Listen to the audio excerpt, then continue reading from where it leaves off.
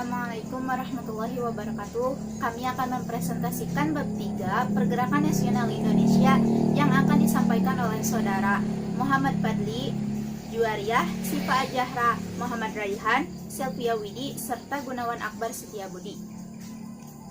Sebelumnya yang terhormat kepada Bapak Mahmudin selaku Guru Sejarah Indonesia, dan yang terhormat kepada teman-teman yang sama-sama dirahmati oleh Allah Subhanahu wa Ta'ala. Amin ya Allah ya Rabbal Alamin. Selanjutnya kita lanjutkan kepada pemateri pertama, yaitu yang akan dibawakan oleh Muhammad Fadli. Akan disampaikan oleh saya sendiri, yaitu materi Budi Utomo dan Sarekat Islam. Budi Utomo merupakan sebuah organisasi pelajar yang didirikan oleh Dr. Sutomo dan para mahasiswa Stopia. Sekolah Pendidikan Dr. Bumi Putra, yaitu oleh Gunawan, Soeraji, serta 2 teman lainnya. Didirikan di Jakarta pada tanggal 20 Mei 1908. Organisasinya bersifat sosial, ekonomi kebudayaan, serta tidak bersifat politik. Stopia didirikan pada tahun 1851. Gedungnya terletak di sebelah rumah sakit militer. Stopia sering disebut sekolah orang miskin karena membebaskan mahasiswanya dari kewajiban membayar.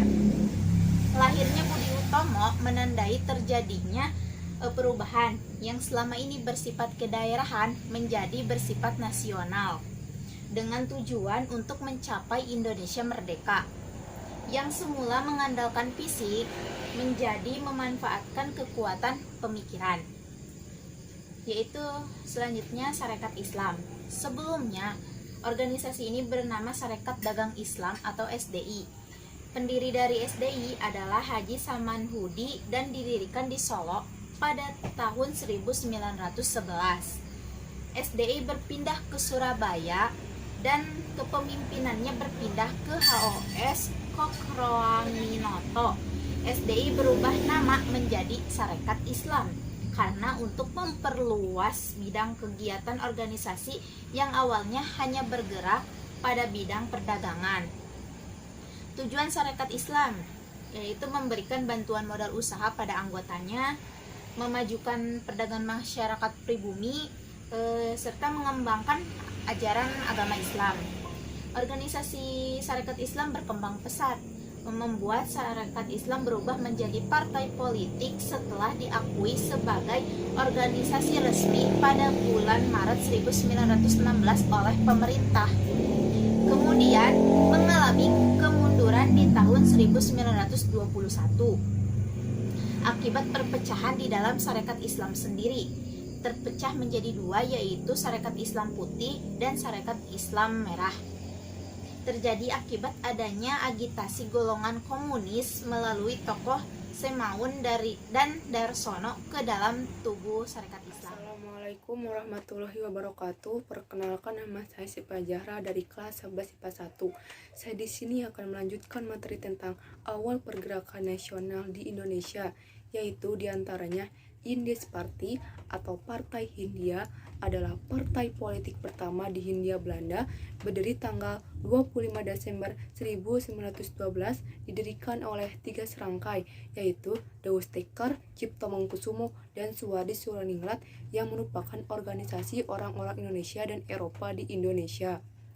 Adanya keganjilan atau diskriminasi antara keturunan Belanda Hindia, Indies Party sebagai organisasi campuran menginginkan adanya kerjasama karena jumlahnya orang Indonesia memang sedikit, maka diperlukan kerjasama dengan Bumi Putra agar kedudukan organisasinya semakin kuat. Tujuannya adalah untuk membangun patriotisme semua Indies terhadap tanah air dengan menggunakan media majalah dan surat kabar sebagai sarana membangkitkan rasa kebangsaan dan cinta tanah air. Selanjutnya adalah Muhammadiyah, didirikan oleh Ki Haji Ahmad Dahlan pada tanggal 18 November 1912 Masehi di kota Yogyakarta. Gerakan ini diberi nama Muhammadiyah dengan maksud untuk bertafaul, berpengharapan baik agar dapat mencontoh dan meneladani jejak Nabi Muhammad SAW dalam rangka menegakkan dan menjunjung tinggi agama Islam semata-mata demi terwujudnya ijul Islam wal muslimin, kejayaan Islam sebagai idealita dan kemuliaan umat Islam sebagai realita. Cukup sekian dari saya. Wassalamualaikum warahmatullahi wabarakatuh. Nama saya Safia Widi Trianisa. Saya akan menjelaskan tentang Partai Komunis Indonesia dan Partai Nasional Indonesia. Partai Komunis Indonesia atau PKI adalah partai yang berideologi komunis yang pernah berdiri di Indonesia. Partai ini terlibat dalam pemberontakan Madiun pada tahun 1948 dan penculikan Jenderal Angkatan Darat pada 30 September 1965 yang membuat partai ini dilarang di Indonesia. Pada tahun 1914, Sneflit mendirikan sebuah organisasi di Semarang yang bernama Indische Sosial Demokratis Vereniging atau kita singkat ISDV. Dan pada tahun 1920, partai ini berubah namanya menjadi Partai Komunis Indonesia atau PKI. Pada masa penjajahan Belanda, PKI memberontak pada tahun 1926, namun gagal dan banyak tokohnya yang diasingkan ke Papua. Peristiwa ini membuat PKI mati suri hingga kemerdekaan Indonesia pada tahun 1945. Pada tahun 1950-an, PKI kembali bangkit dan dipimpin oleh DN Aidit dan mengikuti pemilihan umum pada tahun 1955. Pada tahun 1950, PKI menjadi partai dominan seiring diberlakukannya demokrasi terpimpin pada tahun 1950 yang menyebabkan pertentangan antara PKI dengan TNI dan agama. PKI akhirnya dilarang setelah terjadi peristiwa penculikan dan berhasil menewaskan para jenderal Angkatan Darat pada 30 September 1965. Pelarangan ini melalui ketetapan MPRS nomor 25 pada tahun 1966 yang berisi larangan terhadap penyebaran ajaran-ajaran komunisme, Leninisme, dan Marxisme. Banyak tokoh komunis yang dibunuh pada tahun 1966 dan sisanya dibuang ke Pulau Buru. Partai Nasional Indonesia didirikan di Bandung oleh Soekarno pada tanggal 4 Juli 1927 dengan tujuan mencapai Indonesia merdeka atas usaha sendiri, dan asas partai ini adalah bersifat non-kooperatif. Pada akhir tahun 1929, Belanda merasa khawatir dan menangkap Soekarno beserta para petinggi PNI lainnya dengan tuduhan mengganggu keamanan publik. Mereka kemudian diajukan ke pengadilan oleh kolonial Belanda di Bandung. Semua petinggi PNI dinyatakan bersalah dan mereka kemudian dipenjara. Tanpa pemimpin, partai mereka kemudian lumpuh dan bubar pada tahun 1930. Assalamualaikum warahmatullahi wabarakatuh. Perkenalkan, nama saya Gunawan Akbar Setiabudi. Saya akan menjelaskan tentang masa perjuangan bertahan tentang Praksi Nasional. Praksi Nasional bertujuan untuk mencapai Indonesia secepat-cepatnya, dan untuk mencapai tujuan tersebut dilakukan usaha-usaha sebagai berikut. Usaha yang pertama adalah berusaha mencapai perubahan ketatanegaraan.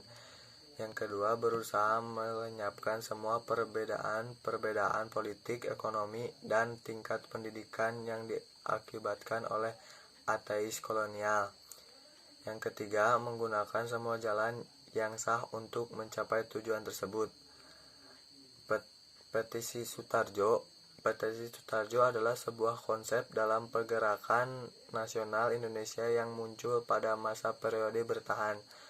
Petisi yang dikeluarkan Mas Sutarjo dalam Parlemen